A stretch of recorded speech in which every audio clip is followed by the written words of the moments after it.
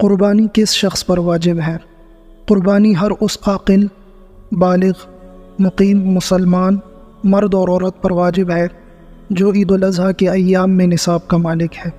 یعنی اگر اس کے پاس 7.5 تولہ سونا یا 52.5 تولہ چاندی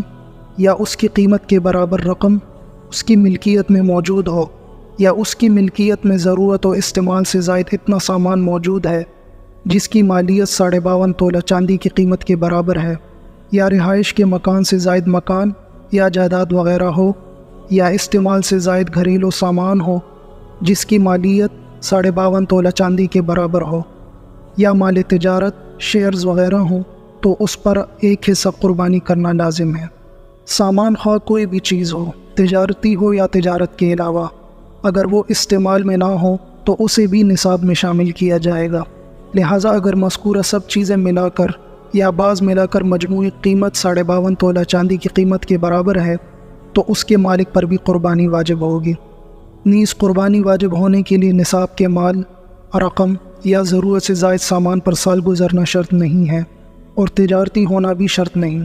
اگر کوئی شخص ذو الحجہ کی 12ویں تاریخ کے سورج غروب ہونے سے پہلے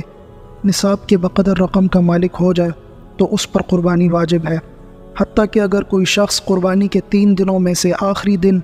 یعنی 12 ذو الحجہ کو بھی کسی صورت سے نصاب کے برابر مال یا ضرورت و استعمال سے زائد سامان کا مالک ہو جائے تب بھی اس پر قربانی واجب ہے۔ البتہ عید الاضحیٰ کے دنوں تک جو قرض یا اخراجات واجب الادا ہیں اتنی مقدار منہا کر کے نصاب کا حساب کیا جائے گا۔ اگر حساب کے بعد نصاب کے بقدر رقم بچتی ہے تو قربانی واجب ہوگی، وگرنہ نہیں۔ اسی طرح جس کے پاس رہائشی مکان کے علاوہ زائد مکانات موجود ہیں، یا ضروری مکان کے لیے پلاٹ کے علاوہ دیگر پلاٹ ہیں،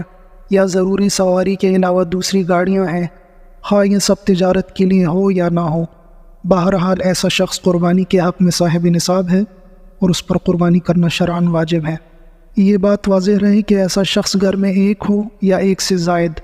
مذکورہ شرائط کی موجودگی کی وجہ سے اگر ایک گھر میں متعدد صاحب نصاب لوگ پائے جاتے ہوں تو سب پر علیحدہ علیحدہ قربانی کرنا واجب ہے، اور ایسی صورت میں ازروع شرع ایک ہی قربانی سارے گھر والوں کی طرف سے کافی نہیں ہوگی۔ واللہ اعلم بالصواب۔